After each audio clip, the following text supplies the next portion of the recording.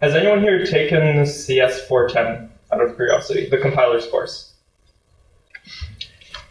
One person. So if you've taken compilers, you might have already been familiar with program analysis to some degree. It's very relevant there. All the optimizations that happen in the backend compiler to make your C code or your C++, whatever code, run very fast, they happen in that compiler using some form of program analysis. You parse out the source code, the compiler does some analysis on it, and then it emits the final binary that is hopefully optimized to some degree, making it run fast. And this type of program analysis is also very relevant to cybersecurity, definitely less so than compilers, but it has a lot of potential. And I think I've given some examples like a few lectures ago of like a lot of things that you really do not want to do manually, where having some kind of automation comes in very handy. So this is where kind of program analysis comes in, where you can basically automate things on a program that you want to know about. And the slides should be up now. All right. Project 4 is due shortly after the Patriots Day holiday. That's next week, right? Probably next week, Tuesday, I think. So today's content, we're going to give a short introduction to what program analysis is, introduce 3 different broad areas of dynamic, static, and hybrid-based program analysis. Then we're going to introduce some data structures that are very commonly used in program analysis, like call graphs, control flow graphs, data flow graphs, and so on. We'll talk about your favorite 220 project topic, program invariance. We'll talk about concrete versus abstract states. And we'll see if we get to the data flow analysis parts. If we don't, we're just going to skip it, because that starts going into theory to a degree where I feel like we're not going to get very much out of it. And I think a lot of people we're not going to be able to properly cover it anyways. We don't have time for it in general in this course. So this is like mainly what I want to cover. If we get here, that's cool, but that's more interesting like theory people, I would say. So yeah, let's start with what is program analysis in general. So the goal of this is basically to extract and analyze various properties of a program to make decisions towards some goal. This could be, like I mentioned earlier, a compiler that wants to optimize their code to make it run really fast. This could be a security person who wants to find some bugs in programs, wants to find some use ever free, some buffer overflows. That's us, for example. Could be, I don't know who else is. Could be someone who analyzes malware, who like their company just got infected with a malware sample, and now it's his goal to figure out what the malware does. But the malware has a bunch of obfuscation on it, and doing it by hand would take years manually. So he has to do some form of program analysis, automate some things to speed up the process of understanding what the malware does. So there's a lot of different areas that one program analysis, compilers being the most obvious and biggest one by far, though. So the 3 main types are dynamic, where you basically run the program that you're trying to analyze and make observations about it at runtime. So everyone here knows strace, right? I think I showed it a few lectures ago during HEAP as well. It's like a small Linux program that basically you execute a binary and strace prints out all the system calls that are being run during the program. That's, for example, is a form of dynamic analysis where you run the program and you do some form of instrumentation on it and get some information about what's happening in the program. There's also GDB. Everyone here has used GDB now. GDB is a form of dynamic analysis. You run the program, you run it in the debugger in this case, and you can figure out stuff about what it's doing at runtime through this debugger. Then there's static analysis. This is a form of analysis that's done before the program or without running the program. This can be either on source code, so before you compile, if you have access to source, it can be on that, or on the binary if it's already compiled. So a compiler, for example, it has access to source code, so it would do the form of the static analysis where it takes the source code and then works on optimizing it based on that source code. There's also like a bunch of the intermediate representations come in there we're going to talk about later. But yeah.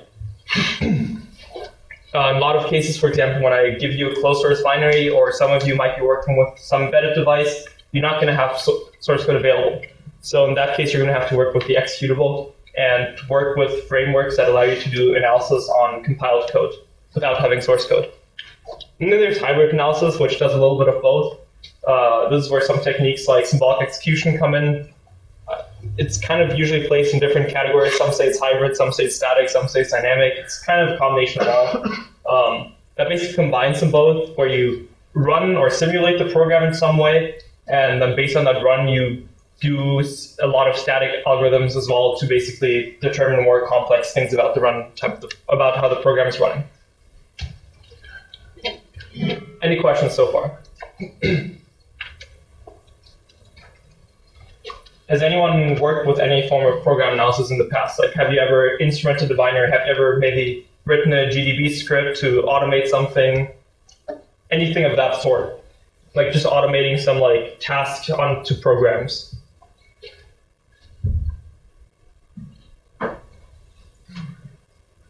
I guess like the Python scripts we make, but that's like not really. No, that kind of just interacting with the program. You're not actually looking at the program during runtime that much. Yeah. Okay. So throughout the next few weeks, we're going to be learning about several different ways that you can use that, and it's going to also not just come in handy for security or writing compilers or whatever. A lot of them also just make debugging your code a lot easier. For example, you can write a tool that traces how your code is running, and that's going to give you important runtime information that you can often use to find various bugs in your program. Would you call it like things like in a malware sandbox, for example, like using like process monitor, like process explorer to like see what processes it spawns or what registry hives it accesses, like that kind of analysis? Yeah, that could be considered dynamic analysis. It's like from a very high level, you're not actually interacting with the code itself that much. But yes, that's also you analyzing the program one way or another. Another one that you've all used, I believe, in 230 probably is Valgrind. I think that's what it's called, right? The memory checker. The one that basically tells you if you have like leaking memory, it might tell you about some of your use after freeze or heap bugs. You've probably all used that one. That works based on program analysis. And actually, the background of that is actually fairly complex and interesting. We'll probably talk about that a bit later in a later lecture of how exactly that works. Okay, some examples of dynamic program analysis. So what I mentioned earlier, just debugging programs with GDB, probably by far the easiest or most straightforward. Everyone does it, just debugging their stuff. Printf debugging, actually no, that one is easier. You just add some print statements, you see what your program is doing. Very straightforward dynamic program analysis. There's some, as I said earlier, Valgrind detecting memory leaks at runtime. That can be very useful at times. We get to some other ones, security-based, like fuzzing. It's, a lot of you probably heard of it, but it's basically when you have a program and you run it over and over again, and you give it randomized inputs, and you're kind of just looking at what the program does with those inputs, and then see if it crashes, if it has some bugs. So you're just like trying to find input that causes some unexpected state in the program. And that's a form of dynamic analysis because you're just constantly running the program and yeah, you're not doing much analysis on the program to be fair in this case, so it's more of dynamic testing, but yeah. And then there's programs like Dynamorio or Intel Pin. Intel Pin is something we're going to be talking about in a future lecture in much more depth. It's a tool that's basically you can use on a binary at runtime, and you can hook every single instruction, you can hook blocks, with Pin, you can basically tell it whenever a new function in this program is hit, print out the function name, for example. And then you can just run the binary using Pin, and it's going to do that for you. So you can, for example, get a trace of the binary. When you're doing computer architecture, you can use Pin to implement some cached algorithms or some branch prediction algorithms, and use that to verify how your algorithm is doing compared to what's actually happening. So basically giving you very easy runtime runtime insight into the program you're trying to get information about. So we're going to be talking much more about Intel Pin in a later lecture, and it's extremely powerful. Any questions at this point?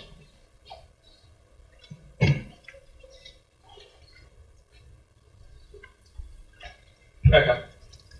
So get some static program analysis examples. The first one would just be there are some tools that you can run on your source code, and it's going to tell you if it has bugs.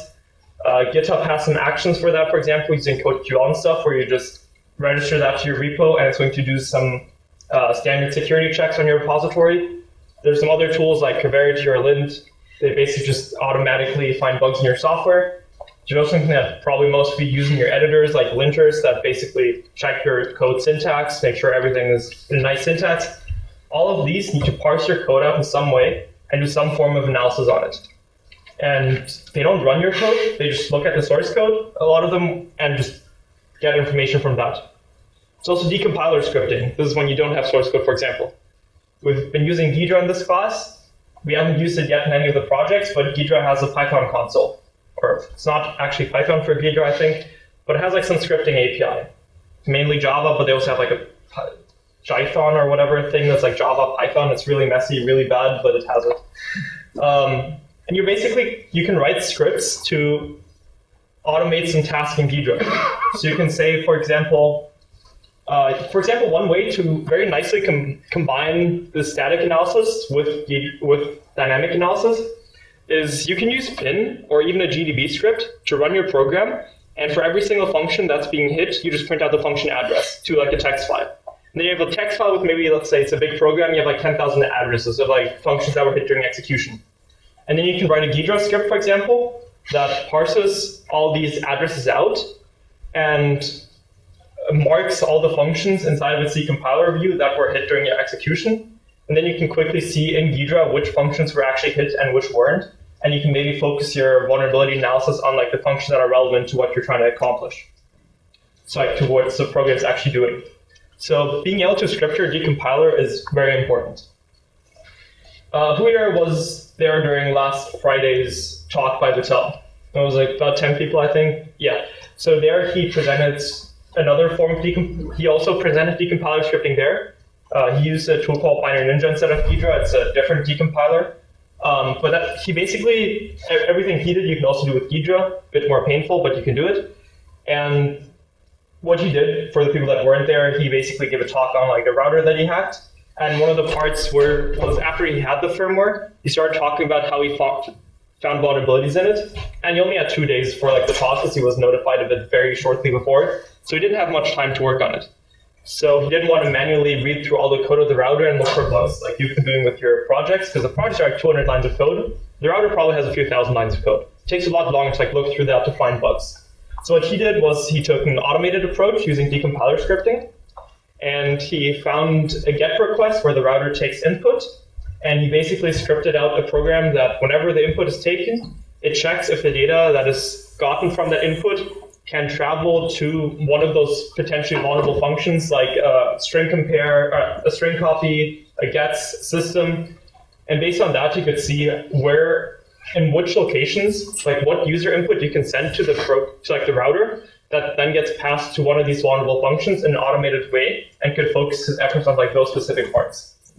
So that's something like very powerful you can do. And I know at his job, he spends most of his days just scripting decompilers.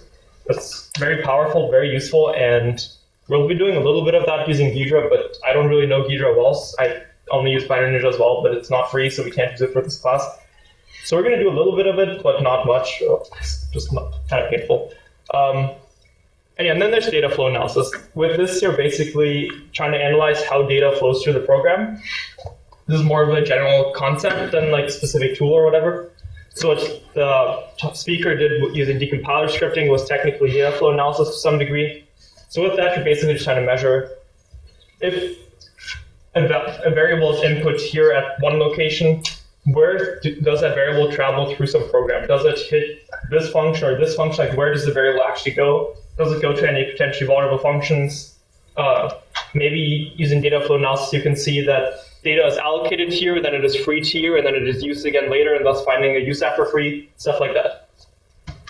Any questions here?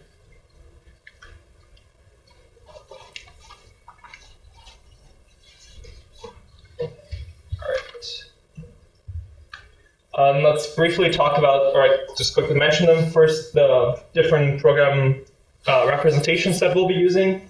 What we're talking about today is like call graphs, intermediate representations in general, control flow graphs, data flow graphs, and single static assignment form.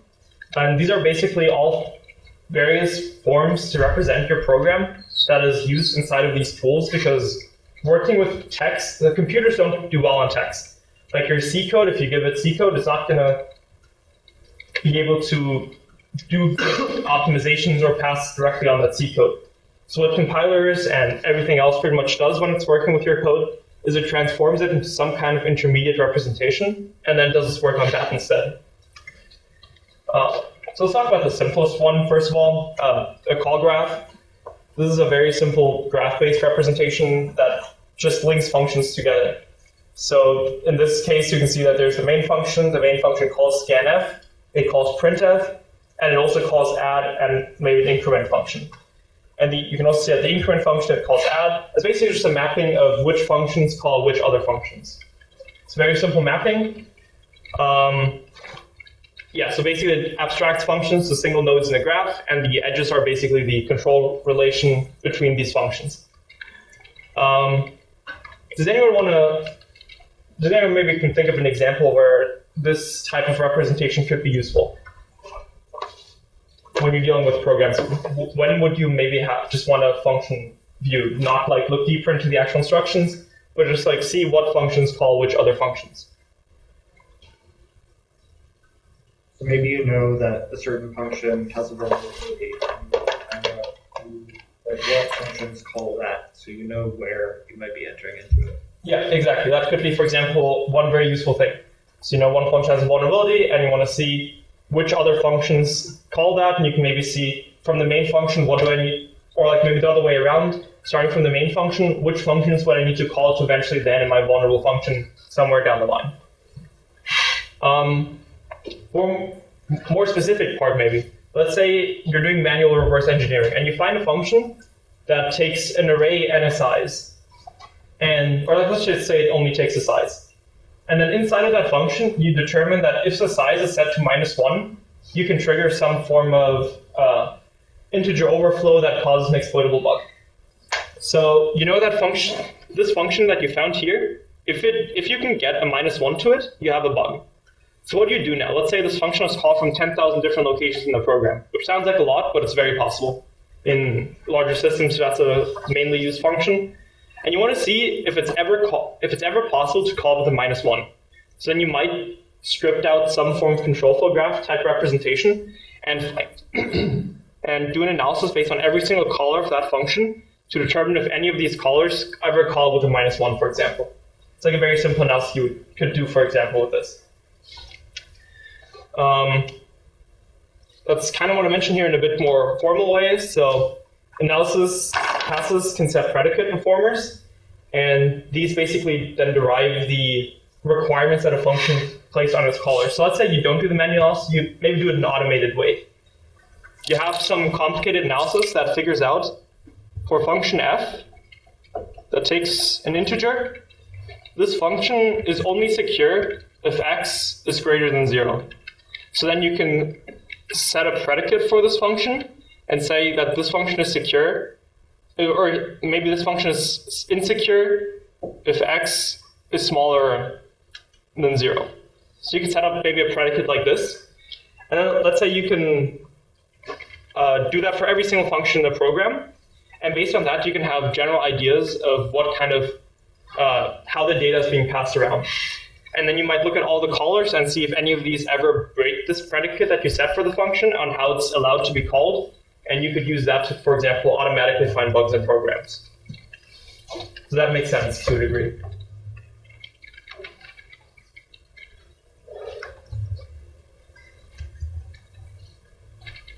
All right. Let's talk about the next representation then, or in this case, just very simple intermediate representation.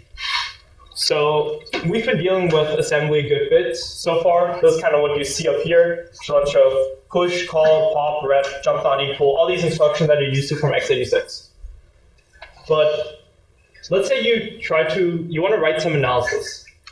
And let's say it's not source code based, it's based on binaries. You want your analysis to work against multiple architectures, because we're using x86 in this class, but there's also ARM, there's RISC-V, there's MIPS. And if you write analysis paths, you'd rather not make it x86 specific. You'd much rather have it work against all these architectures. So what could you do there?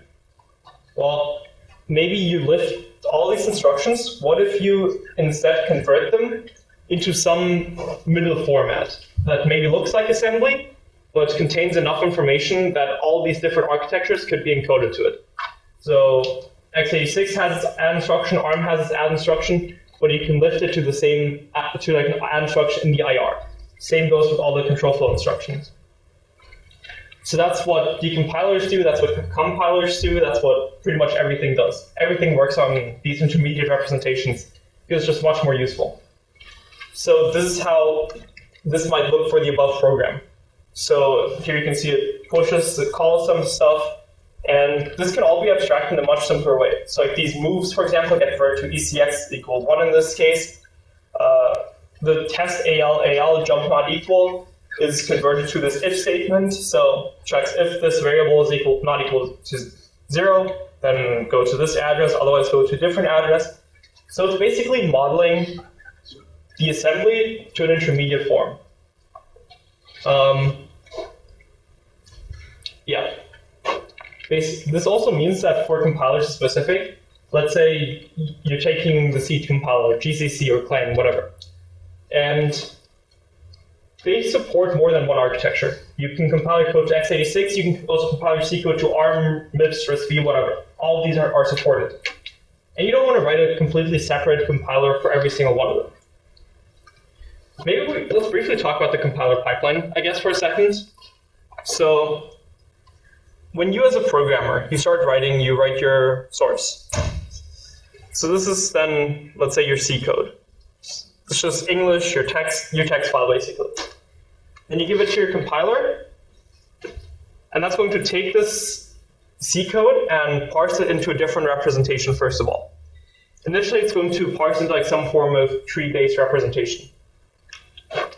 I actually skipped a step here. So the first step it's going to do is it's going to tokenize it, first of all.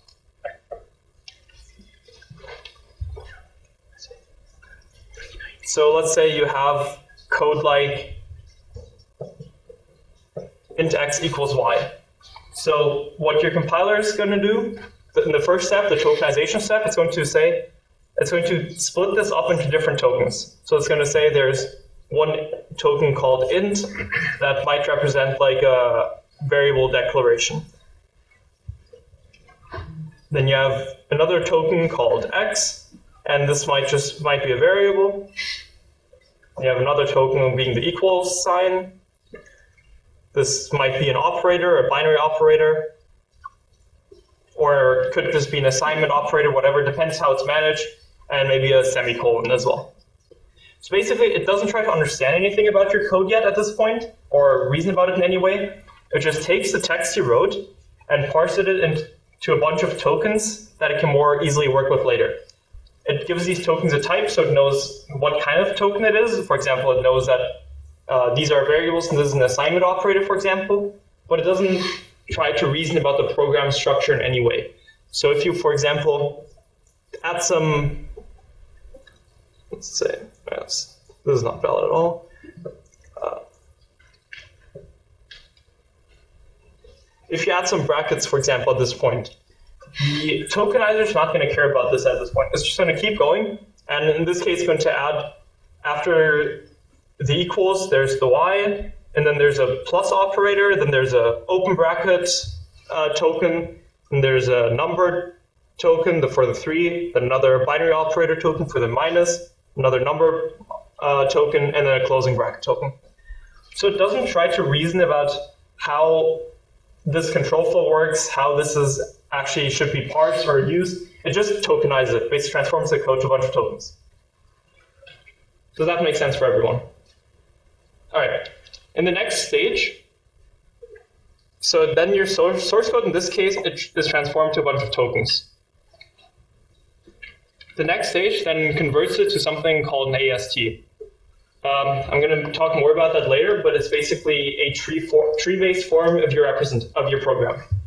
And this is basically what every single compiler does nowadays. If you're doing something very slow, it might skip some of these steps, like some interpreters, for example, aren't going to go the entire pipeline. But this tokenizing an abstract syntax tree is basically always done. So this abstract syntax tree is then a tree-based representation of your program. So if you have x plus y, say x is equal to y plus 2. This is first tokenized into these tokens, and then the tree is going to be constructed from it that basically starts showcasing the program relations to a degree. So this then would say that x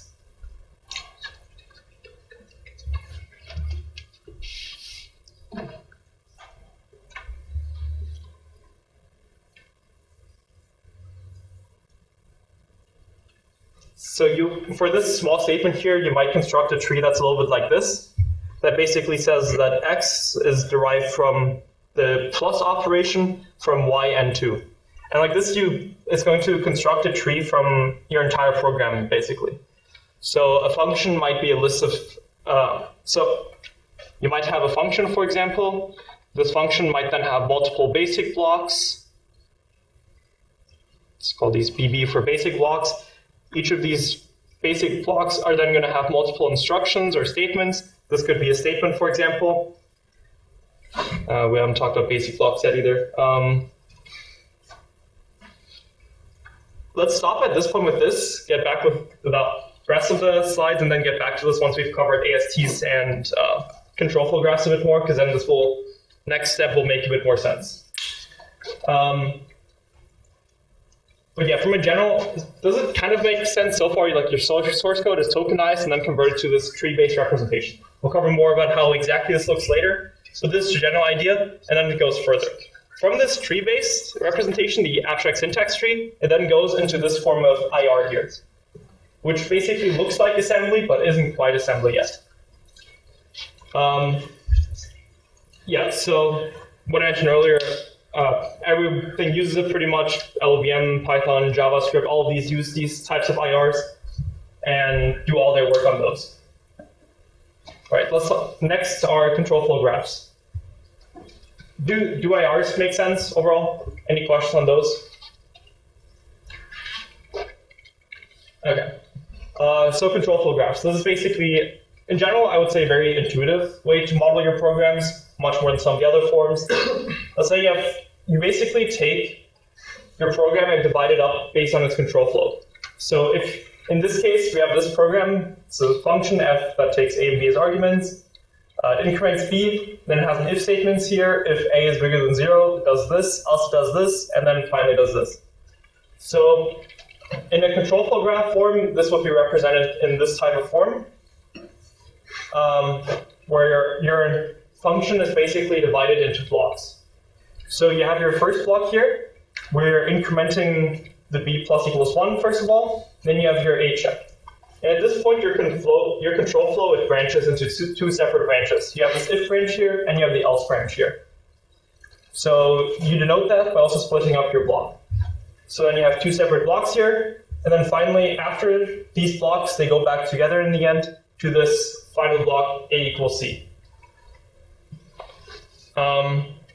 So yeah, this representation basically groups together instructions that are executed sequentially and groups them into graph nodes, and everything that might be branching, such as an if statement, it needs to separate into different graph nodes.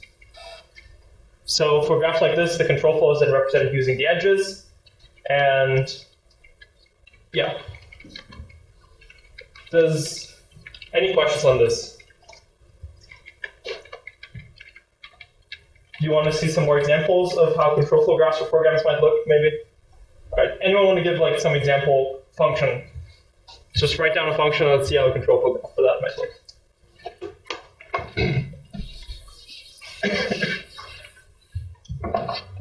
What's like an example function that someone could think of? Just like an arbitrary C function, yeah. Malloc. I think more of like a small, like 5 to 8 line function that has like some control flow, maybe a loop, maybe a call, we'll see. Ibrahim. Like while the number is greater than 0. Sure.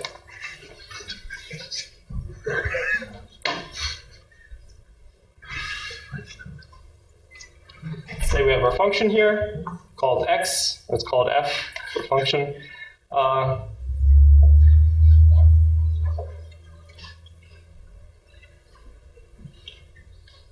And then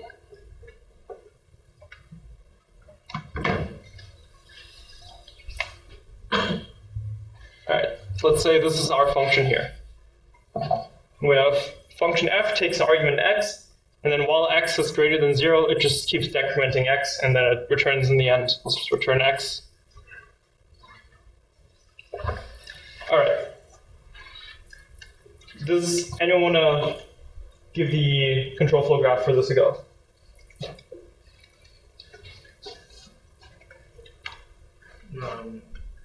Your while condition at the top Because if we're referencing that diagram you gave, it would be in the top box.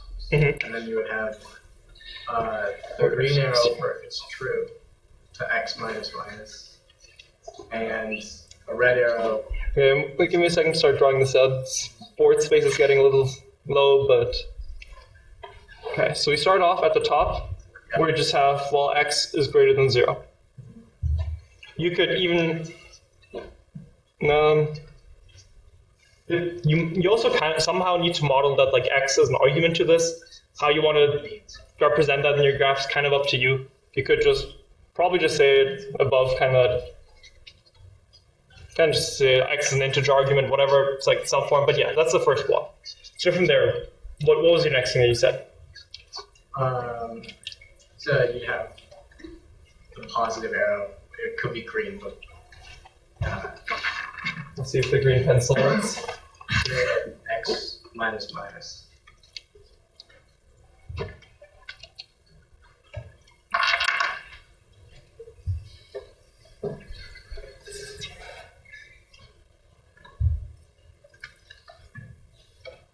Okay. And then there should be a third box below it that has return x with a red arrow from the wow box at the top, and I guess just a regular black arrow from x minus minus. It's not really a control flow jump, it's just breaking out To where? to the return x, because it breaks out of that. Would that ever happen? Because you already said that you want to have the red arrow needs to go from the while. So how are you representing the loop in this case? This is good. So far it's correct. Now we just need a way to represent the loop.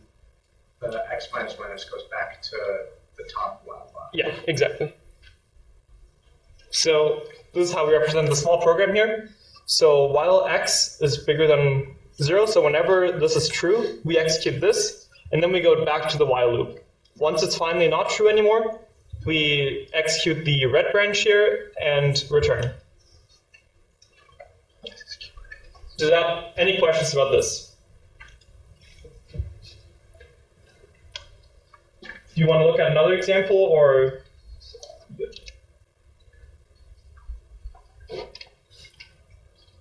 We got on control flow graphs with this so far then? All right.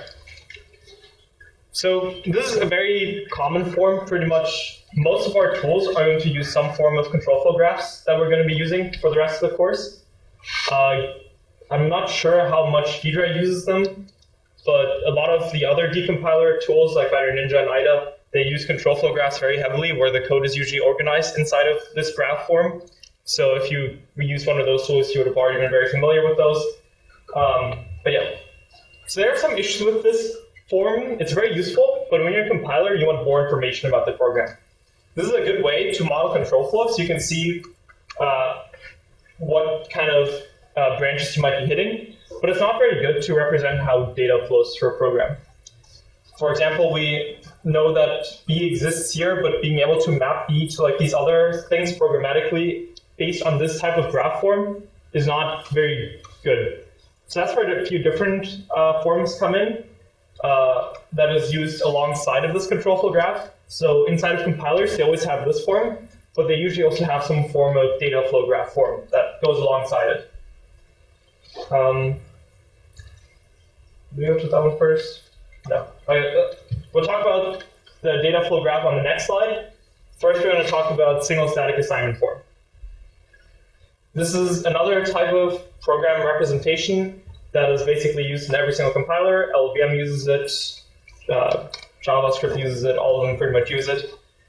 And it's basically a form that it's an intermediate representation that looks a lot like your assembly would look for your program already. But the main property of it is that every single variable becomes immutable. So if you previously had code that looked like this, let's say you have, so you define a variable called x equals 0, and then you increment x. This is how it would look in a normal program, or even an assembly would like have that type of form. But in this single static assignment form, you would instead have let's say you'd have x equals 0 again as the first one here. But then you'd also, once you start incrementing it, you wouldn't say x is equal to x plus 1. You would then define a new variable for it. We can call it x1, and that is equal to x plus 1. So this form basically means that every single time you try to assign a variable, you create a new variable for it instead. For a compiler, this means, for example, that it always knows where each variable is being declared, because it can just follow this chain back to where it was where the first one was assigned. This is used very heavily in pretty much most compiler optimizations that it does. I don't think we can really talk about why exactly, because not a compiler course here, so I don't want to spend too much time on it. But this type of form makes a lot of sense for a lot of these optimizations. We might introduce some at the end of the lecture, but yeah. So there are some issues that come up with this. For example, how do you handle control flow? If you always assign a new variable, let's say you have variable x and you modify it in branch true and branch false, what do you do then? You can't just set them both to x equals 1 or x1 and x1 in both of them, because you can only assign it once. If you set it x2 in one and set it x3 in the other, and if they both go back into the same branch together, what is it going to be next? Which one is it going to be using, x2 or x1? So there are some issues with it that we're going to talk about now. So yeah, determining which variable to use after a branch control flow is a little bit harder, and that's where we start using these phi nodes here. So look like that, some Greek symbol, whatever theory, people probably know it better. But they're basically flow-sensitive copy instructions that are assigned based on incoming control flow graph edges. So we have this control flow graph at the top, kind of how we looked at in the last slide. We assign a equals 0, b equals 1. If a is greater than b, we execute this branch, otherwise this, and then we go back to the final branch. So once we transform this to SSA form in the below graph, initially it starts off simple enough. We call the variables a0 and b0 instead, and then we can still use them. We're not assigning anything new to them, so we're still just comparing if a0 is greater than b0 in this case. And now we get to the control flow part. In the true branch, the a0 then becomes a1. We're reassigning it, so we need a new variable for it. In the false branch, we need to do the exact same thing. We've already used a1, now we use a2 for it. So we set a2 equals 2, and then these combine again. And at this point, let's say you want to use a again. You don't know if you should use a1 or a2 because it could be either of them. And that's where the phi node then comes in, where you can basically say a3 is equal to phi of a1 and a2, and that basically tells the compiler that it could be either one of them. And then you also assign b, which b0 is then changed to b1, incrementing the variable, and then you're printing both of them out. So the phi nodes are basically used as a way for the compiler to always know what to keep working on after control flow converges again.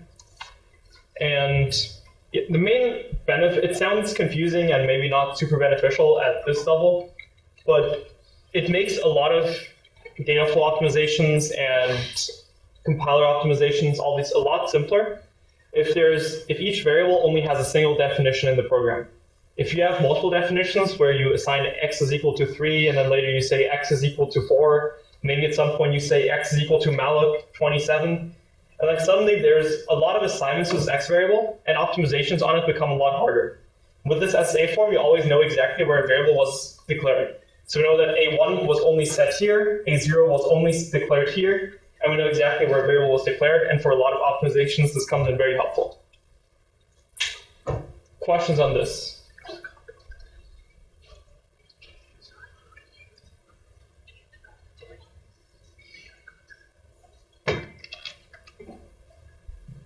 What is A2 if it's not, if A0 is less than B0? That would be this branch then? Yeah, so And then it's just two separate branches of the control flow graph. So if it's greater than, we go here, otherwise we go here. In this case, we said, since it's SSA form, we can't reuse A0.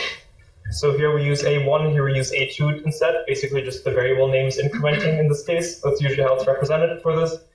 And then when the control flow converges again into this node, we say that A3 is basically either one of these two using this phi node, this new instruction that we added pretty much. So like if A2 is not set, it uses A1. Is that What do that's you mean? saying? Like, I think I'm just confused. I don't understand why we have A1 and A2 if we only set one or the other. Because we don't know which one we're going to be setting. This is not for dynamic analysis, so this is not when you're actually running the program. This is when you're doing everything statically. So the compiler, when it has your code, it doesn't know which one it's going to be, so it needs to account for both options for its optimizations. So that's why it needs to do both, and then it says, I don't know which one A3 is going to, if A3 could be either A1 or A2, I don't know. So it's going to say with the phi node that it could be either one of them, basically. So this is all because it's purely static. There's no dynamics, you're not actually running the program, you don't know if A is bigger than B, if it's smaller than B, you don't have no idea what A even is. So you're just basically doing it in a static manner. We're saying it could be either one, and I'm going to account for both using this type of format. When you're then actually transforming this to assembly again, you can't use phi nodes anymore, so then the compiler resolves them again into actual code. So like all of these variables are then like converted back to like a normal form that isn't single static assignment anymore, and then transformed to actual assembly.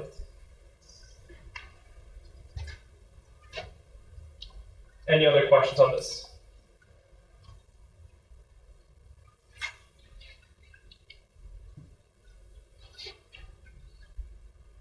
All right, let's move on to the next form then, being data flow graphs.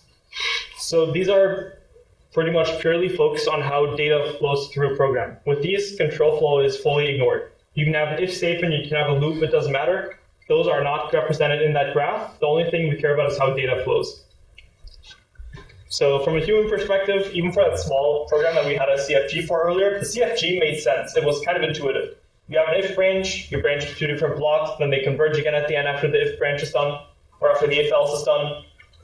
This, however, does not look at all like this. So this representation is a lot harder to work with to some degree, at least from a human level, to like look at it and understand what is happening. For the compiler, however, this is very useful. This tells it exactly where data that might be declared at some point, where it's going. And this is very useful for a lot of these optimizations. Since this does, however, ignore control flow, this is usually coupled with the control flow graph inside of a compiler, so it kind of can make use of both of them to reason about what the program is doing. There's also a combination, like a single graph that combines both of them. There's one called a sea of nodes representation. That's what Chrome's JavaScript compiler uses, for example. But I would say it's more common in general to combine both of them. I think the Java JVM also uses a sea of nodes graph, but I think that's about the main two examples I can think of. But yeah, let's talk a bit about how this graph is actually structured.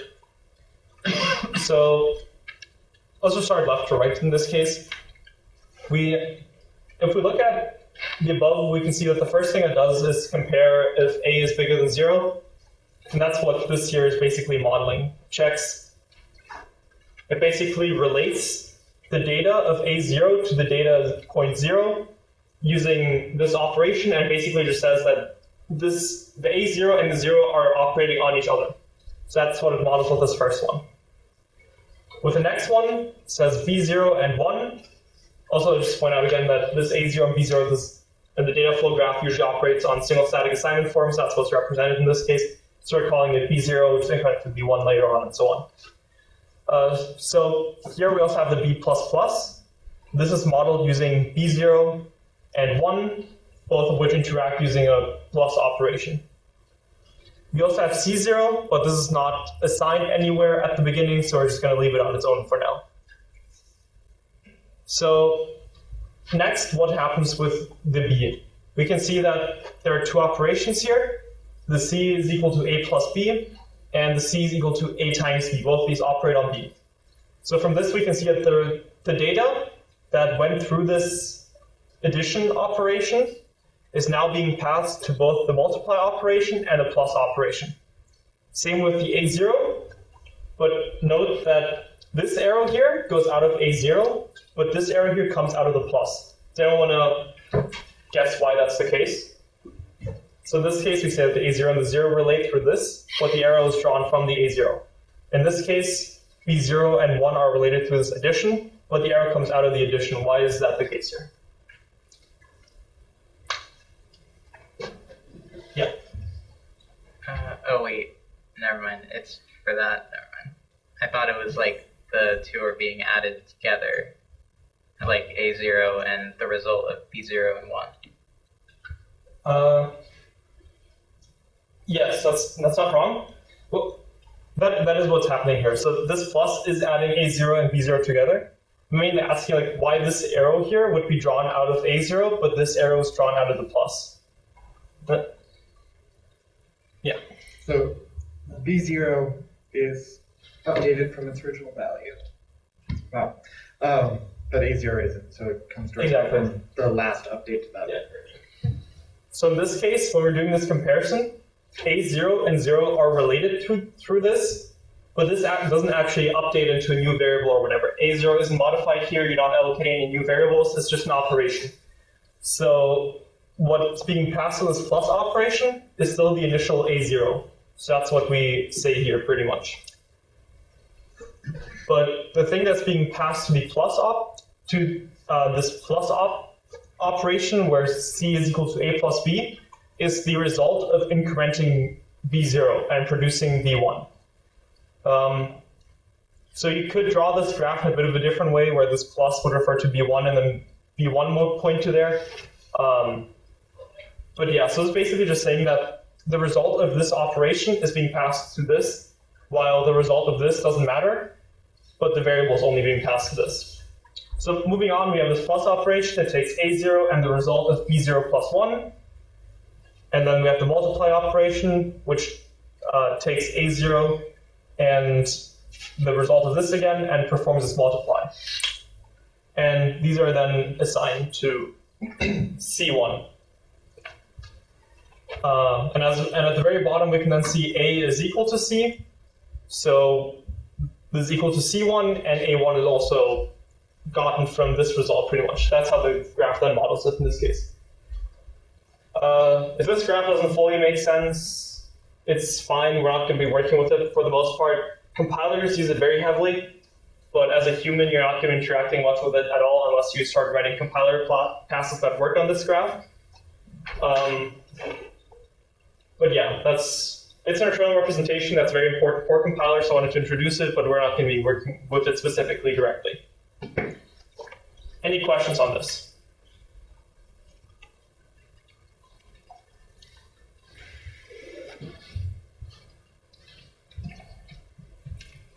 So is the part with like 0 and the 1 just mean that like only one of those is passed and then Yeah. Yeah, for the most part in this graph, you can see like control flow is fully ignored. So in this case, we have the if statement, we have the else statement. This is not properly represented in this graph at all. Similar loops wouldn't be properly represented in this. A lot of different things would not be, this graph wouldn't care about. That's why you need the control flow graph in addition to this, or at least a compiler would to properly reason about what a program is doing. Did you have a question? Yeah, so how come C0 is like not attached to anything? Does assignment not give it like that, or? In this case, since we're just going to assume that C was some form of global variable potentially that just existed prior to this function, because we're not declaring C anywhere, it's not being passed to the function, it just exists. And since we're now updating C, we now need C1 for it. That's why it's like off to the side like that. We know it exists, we don't know where it stems from, we just know it exists from this function's perspective.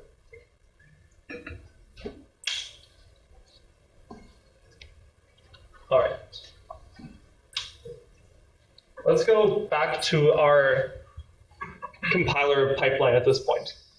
So we talked about how we initially have this C source code, which then tokenized into an array of tokens pretty much. And these tokens are converted to this abstract syntax tree. So when I say basic block, I'm referring to the basic blocks of a control flow graph. So this would be one basic block, this another. So in an abstract syntax tree, you basically keep track of, let's say this function has a bunch of different basic blocks. Maybe it has an if statement, and this if statement has two basic blocks. Okay. definitely not right down there. And maybe each of these basic blocks has a list of instructions. Then each of these instructions might have, do I still have the drawing from earlier from the tree? Oh yeah, each one of those instructions could look something like this, where this is the instruction, and then this might be the tree that's generated for this. So basically for every function, it generates this big tree, and then a program is basically at least in C, other languages have like classes and namespaces, whatever, it becomes a little bit more complex. But for C, your uppermost level would be the program, and then the program has a list of functions and global variables that aren't part of any functions. Then everything else is then below these functions. You have basic blocks, you have instructions, then the instructions have operators and variables and so on. So basically representing your entire program inside of this tree form representation. Yeah. So when you say instructions, do you mean intermediate representation or assembly? In this case, if we're talking about compilers, in this representation, we're actually talking about the tokens. Oh, okay. So the instruction would kind of just be a sequence of tokens to a degree.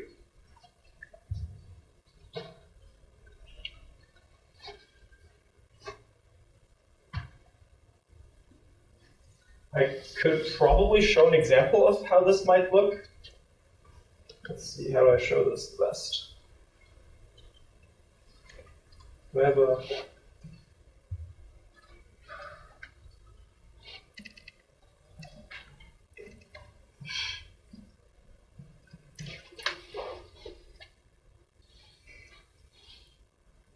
I can't do this.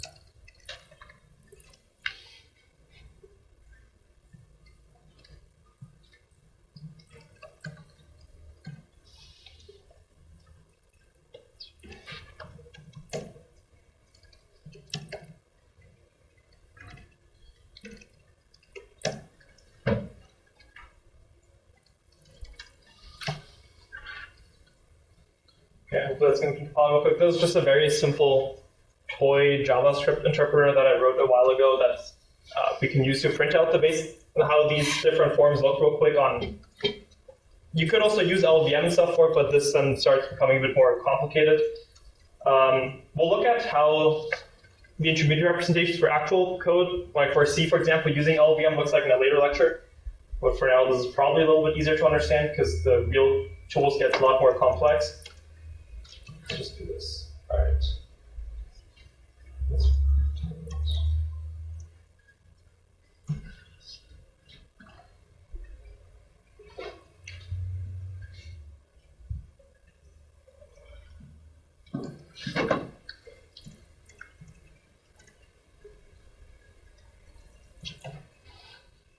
All right, let's say this is our code here.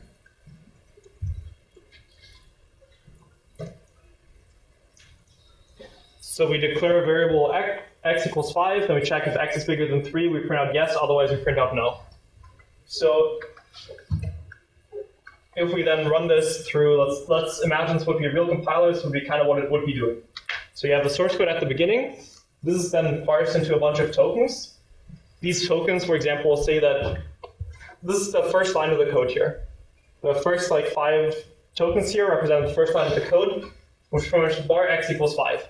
So first we say we have of the type bar, we have the name of it called, we have the declaration on line number 1. Then we have an identifier being the name of it.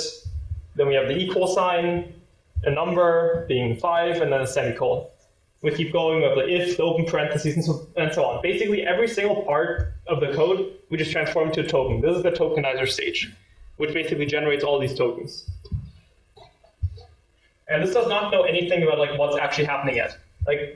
For the equal sign, for example, it doesn't know that this is some form of variable assignment. For example, JavaScript, it supports arrow functions. That uses the equal sign arrow, I'm pretty sure, right? That's how JavaScript syntax is for that, yeah. So the tokenizer does not know if this is an assignment or an arrow function or whatever. All it says, this is an equal sign. And it lets the next stage deal with that. So from this tokens, this array of tokens pretty much that's generated during the tokenizing stage, you now need to generate the abstract syntax tree. So these tokens are then given to a parser, and this then generates something like this.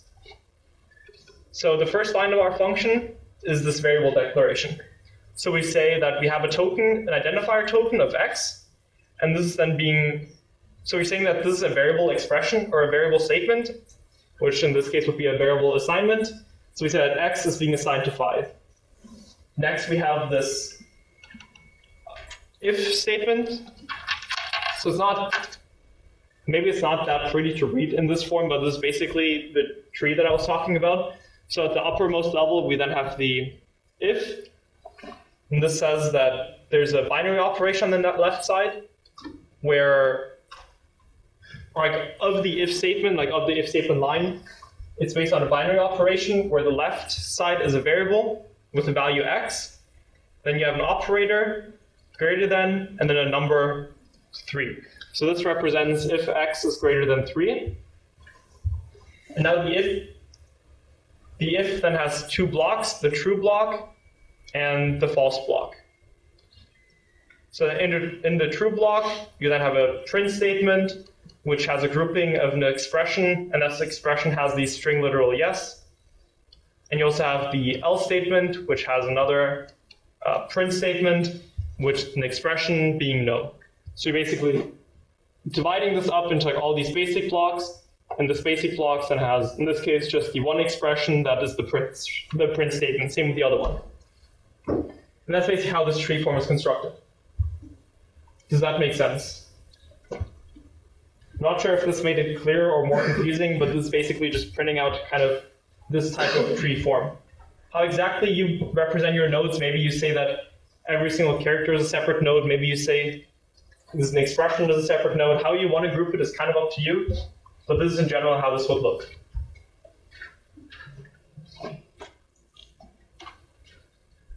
Any questions on this?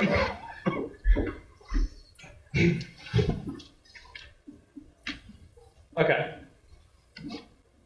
Then moving on in the pipeline. We now have this abstract syntax tree here.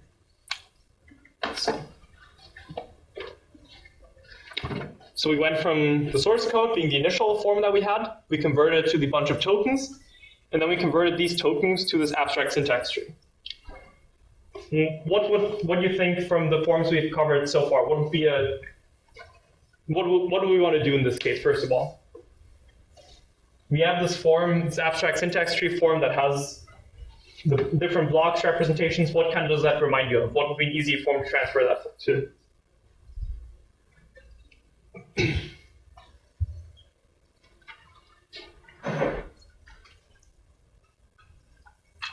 A control flow graph. Exactly. So that's basically usually one of the simplest ways that you can transfer it to in this case. Usually you do it in a form of, you kind of combine 2 steps in this case where you transform to both the control flow graph and the individual instructions are converted out of that C form to some intermediate form. So, actually I don't have a control flow graph in this for this case, but so in this case you would basically, I think I can erase all this now, I guess.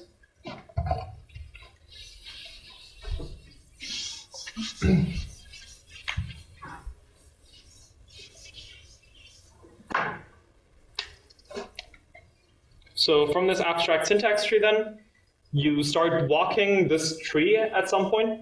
All of you have taken 220 pretty much, right? So in 220, most of you. In 220 you had this tree walk interpreter project, right? Where they gave you one of these abstract syntax trees, and then you basically asked you to run the code that this syntax tree is giving you. So the assignment for that was to basically go through all the nodes and execute what they have in them. So for a compiler, that would be very slow. Let's say you want to have your C code, and instead of writing it to assembly, you give it an abstract syntax tree. Well, what it then needs to do is it needs to look at every single node, parse out what the node is, and then go to the next node and parse out the next node, and just basically walk the entire graph whenever you're executing a function. This is very slow. This is what some very slow interpreters do, though. I think Eamon said that Bash does that, maybe? Does it? Or? From what I looked up, Bash is tree walk. Yeah. So for example, Bash, the shell you use, if you script in it, sounds like that one is tree walk, for example. Bash is super slow. We all know that. If you've tried to do anything more than a simple makefile or whatever in it, it's going to take forever. That's because it does this type of tree walking. Every single time you execute code, it just reads out what's in the AST and like starts going down the different branches of the tree. It's very slow. So what would be the next step on from that is basically converting that to some form of code that resembles assembly. That isn't like this massive tree, but is more of an intermediate representation. So if we go back at the slides, this is what I was kind of talking about, where you lift this into some common form. So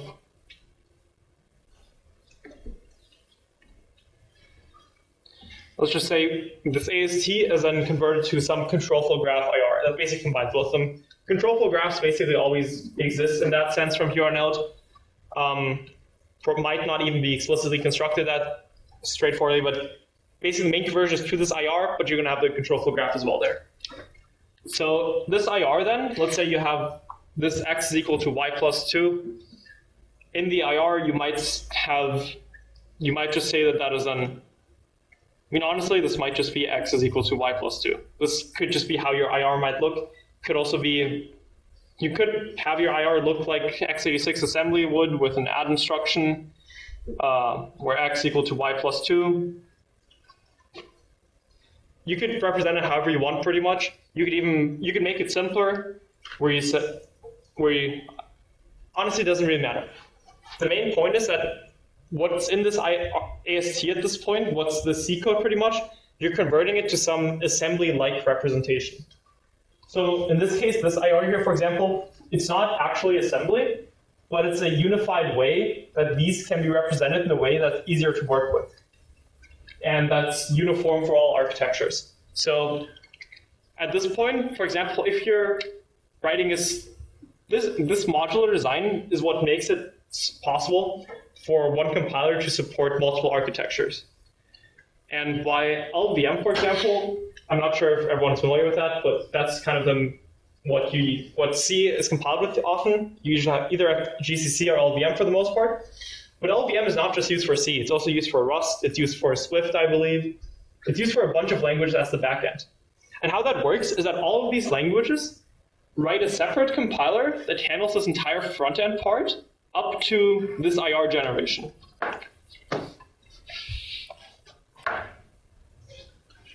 So all of this can be basically considered the front end of a compiler. You take the source code of the language, which could be C, C++, Swift, Rust, whatever, and you're then tokenizing it, converting it to an AST, and then transforming it to an IR. And you could, for example, convert this to the LLVM-specific IR. They have documentation on how exactly that would look, what kind of format they're expecting. So you could convert your code to LLVM IR, and then LLVM IR is going to take this, or LLVM is going to take this IR, and this is where the compiler backend starts. Let's draw it down here, I guess. And this backend basically does a bunch of optimizations on these. It then converts it to SSA form. It runs a bunch of optimization passes on it. Maybe it cuts out dead code. Maybe it figures out your loop can be optimized out. It does a bunch of different optimizations that compiler research has figured out over the past 50 years or whatever. So here's a massive optimization stage.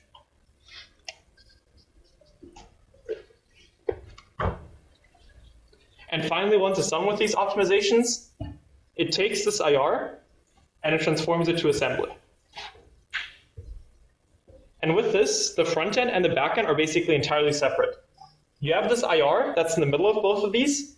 So any language you convert to that IR, then the back end can then convert to assembly for you.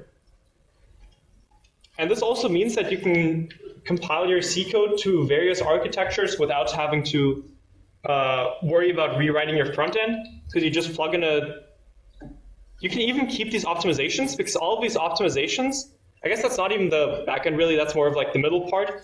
All of these optimizations acting on this IR, they can also be included for every architecture.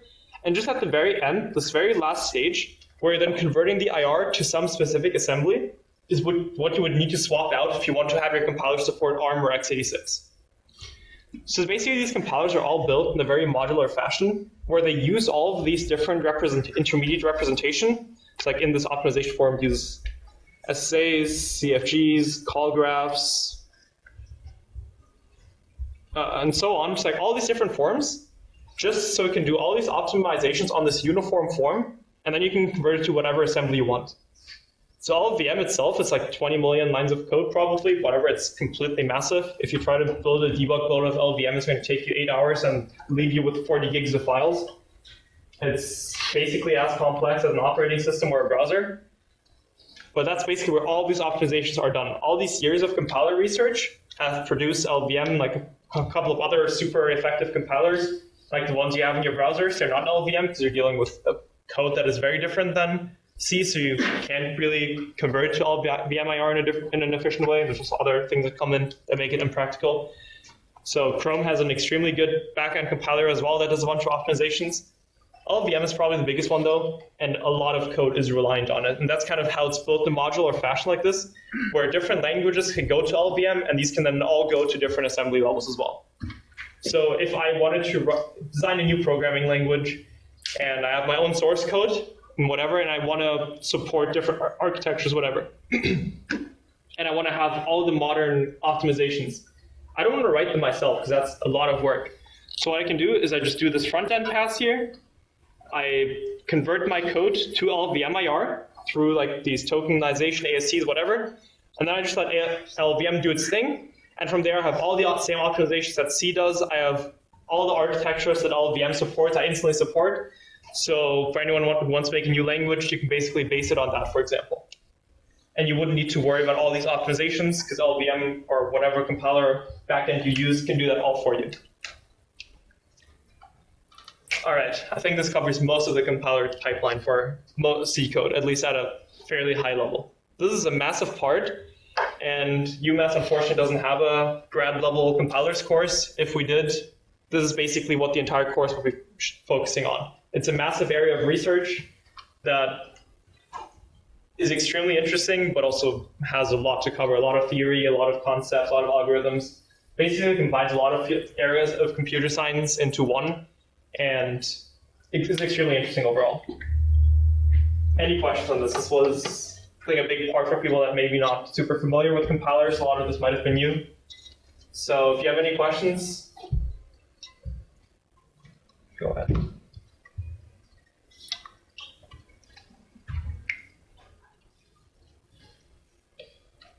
This intermediate representation, is it the same every time, or is it kind of different for each program? I don't really know how to phrase it, but is it going to be looking like that every single time, or is it some? Let's actually just look at the intermediate representation for LLVM, maybe that might shed some light on this. Again, gotta remember the syntax to actually print it out for a program. Let's see. Maybe I can see it in the LLVM project for this class. Not sure if challenge that would be then.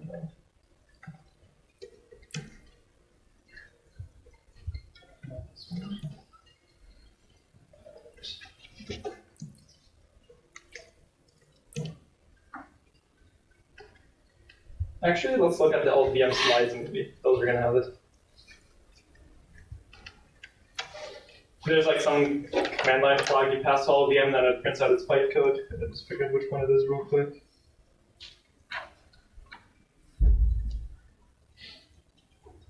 That is not have it.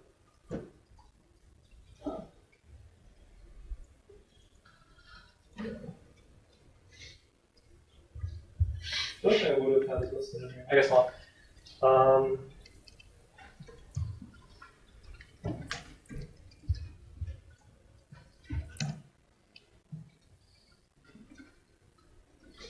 So let's write some code real quick that we want to convert to a pass.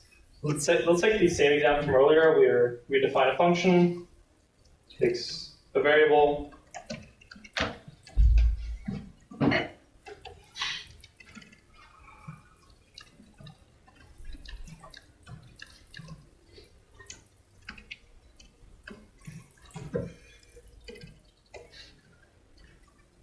okay, so we have this function that Ibrahima mentioned earlier, where we have where we just loop through until x is 0. So if we want to compile this now, let's see what the correct flag for this were. Looks like this.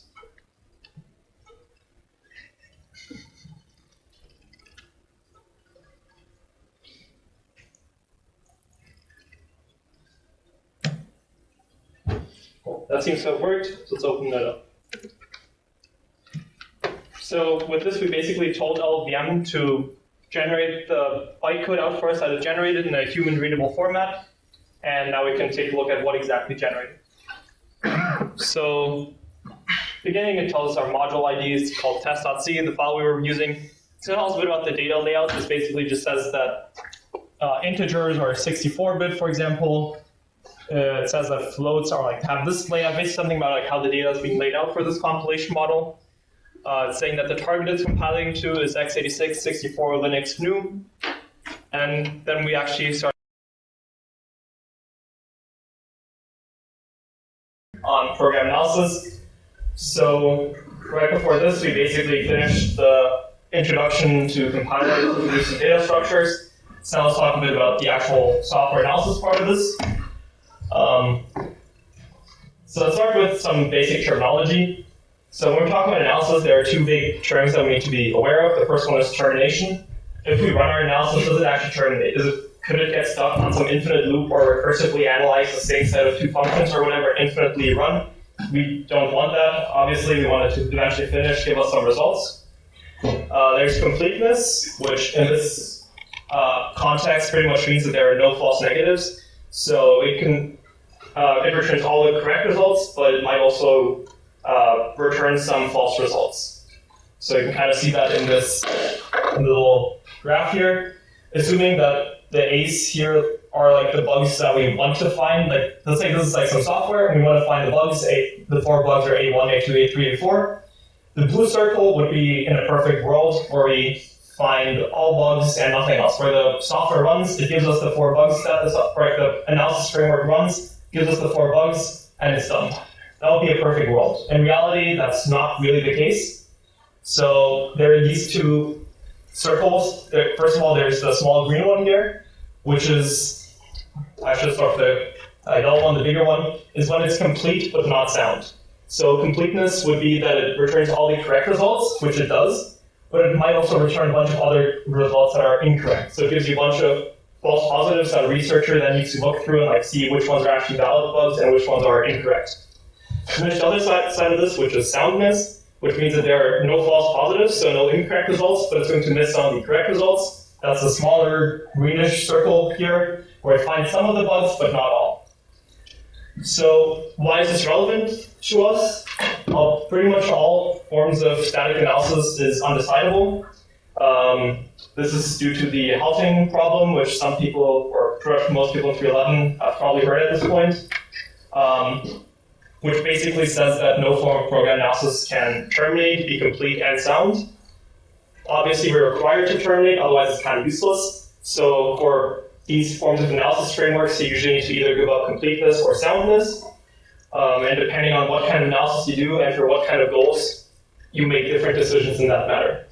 Because in reality, for any arbitrary program, it's impossible to have all three.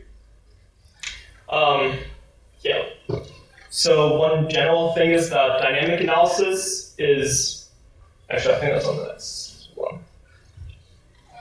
So there, okay. Let's move on to the next one. Let's talk briefly about program invariance. This is something that was introduced in 220. We're just going to very briefly mention it's not a big part of this. But when you're writing some form of static analysis or compiler does optimizations, a good bit of that stuff is based on program invariance. So if we take a small look at this function here, for example, it takes a character argument and then it increases that argument until it's 23. And if it's not 23, it prints out an error, otherwise it prints out success. Assuming you do some form of static analysis, you might be able to see this loop and then set up the invariant that after this loop, it is impossible for temp to not be 23. Otherwise, it's just going to keep looping forever, so you can set up the invariant that temp at this point is 23. So this range here is completely impossible in a normal run of the program, unless something very weird happens. So a compiler could, for example, see this and set up an invariant that it always has to be 23 at this point, and just optimize out the if check and optimize that to put success. So this entire function is just optimized out to this. So this is something that's very relevant for both compilers and program analysis for security purposes, because something similar like this you can also use to, for example, find buffer overflows. Let's say you have, instead of this weird construct here, let's say you have an fgets call that takes a size, and then maybe the compiler, through like some form of analysis, can set up some variance. Let's say at this point, right before the fgets call, the size argument can be anywhere from -5 to 10, and then you know that -5 when passed to fgets is a massive number. When it's treated as unsigned, that would result in a bug. So that's how a lot of these static analysis frameworks kind of make their decisions. They analyze the code, set up invariants at different points, and make decisions based on that. So dynamic analysis. So let's look at this program first from the perspective of dynamic analysis. Let's talk about fuzzing, for example. For this example, this function takes an unsigned character as its input that has 8 bits, so 255 or 256 different entries could be passed to this function. So you could say a fuzzer could reasonably brute force every single input to this function and figure out that it's completely impossible to hit this error occurred branch. But what if instead of an unsigned car, this would be an arbitrarily sized array or some form of pretty large structure? Suddenly your testing space increases exponentially, and you can no longer test every single possible option. I think that's pretty much what this slide says here. There's anything else I want to say about this? Yeah, let's go to the previous slide again afterwards. So, actually, yeah, let's approach it. All right, so any questions on the invariance and kind of this example that we went through real quick? In general, this makes sense, right? The compiler sets some variance. Based on that, you can then determine what it is. And this is kind of also why, from this terminology, that dynamic analysis is not usually complete. It's not complete, because you directly test the target in some way. So if it crashes, you know that it actually crashed. So it is often sound. You don't have any false positive. If it crashes, you know that it crashed. But when you deal with static analysis, the exact opposite is true. You can test all the ways, but you're usually not sound. Just skip over that a little bit because I kind of want to move on to the next topic. My last point on this is just concrete versus abstract state. So concrete state is the one you're used to when you're running your programs. So, for example, each variable has like some concrete value when you're running it. So for example, x could be 3, like some variable would just be 3. So this means that to find all the outputs of a U64 integer, you would need to have 2 to the power of 64 different inputs. This is kind of where the fuzzing approach or the dynamic analysis approach can no longer test every single program state. It can test a lot of them, but not all. So for larger programs, you'll never be able to confidently say that you find all possible bugs or outputs of it, because you can only realistically test like a certain subset of them, because the space just gets too large at some point. This is kind of where abstract state comes in, and there are some techniques. A lot of static analysis uses that, for example, instead. So in this case, you're no longer representing variables as something concrete, so you would no longer say x is equal to 3. You could, for example, say that if we take this example, there are 2 branches here. If a is bigger than 3, you take this branch, otherwise you can take this branch. So with concrete analysis, with abstract analysis, or with an abstract state-based analysis, you can go here and say that if this branch is hit, a needs to be bigger than 3. If this is hit, then a is equal to 3 or smaller than 3. So based on that, you model the entire program state based on these abstracts, and at every point you know that this variable is in some range. This range might at some point be between 0 and infinitely large, or 0 to 2 to the power of 64 if we're dealing with 64 integers, or it could be a very specific value. Like if check was if a equals 3, then you could say that this is equal, in this case a is 3, in this case it's not 3. So in this case you're basically just dealing with, you know what the value could be, but it could be a big range of possible things. So this is very heavily used in program analysis, because when you're doing static stuff, you don't want to keep track of every single possible state. So you abstract it away into something you can actually manage in memory. Okay. Did that make sense overall? We're going to be dealing a lot more with this type of abstract state once we get to a topic called symbolic execution. But just like a very short intro to like some terminology there. Any questions on this? Okay. This last slide we're gonna skip. This kind of gets started on like the theory of things, but let's move on to the next topic. Let's just conclude the theory part of program analysis. There's a lot more to learn. We barely scratched the surface. We just introduced some very basic terminology for all these things. If you actually want to do program analysis, UMass unfortunately doesn't have a course for that, but that is generally what a lot of universities offer at like a grad school PhD level, where you then dive deeper into like the algorithms, the math that are required to basically analyze programs at a pretty deep level to find such bugs, to mathematically verify that a program is correct. That is, for example, very heavily used when dealing with aviation systems, where you want to be 100% sure that the program is correct. So people set up mathematical proofs to verify that everything is correct, so because an error can just cause the plane to crash. So that's a very active area of research that is not super heavily used in industry. It is very prevalent in academia though, so if that's something you're interested in, there's a lot more to do there. At this point, a small shout out to a UMass alumni, Jake Kreutz. Some of you may have known him. He graduated about 2 years ago.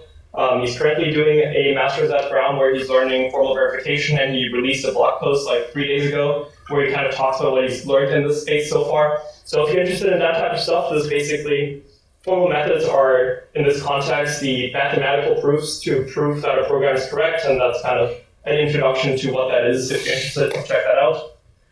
And here's some additional resources, some books, some other college courses on YouTube. If you're interested in it, it's very heavy. It gets very heavy into the theory side of things, and less so of applying vulnerability research topics to industry. But yeah. All right. Any questions on program analysis in at least like the theory part of it, before we move on to some other stuff?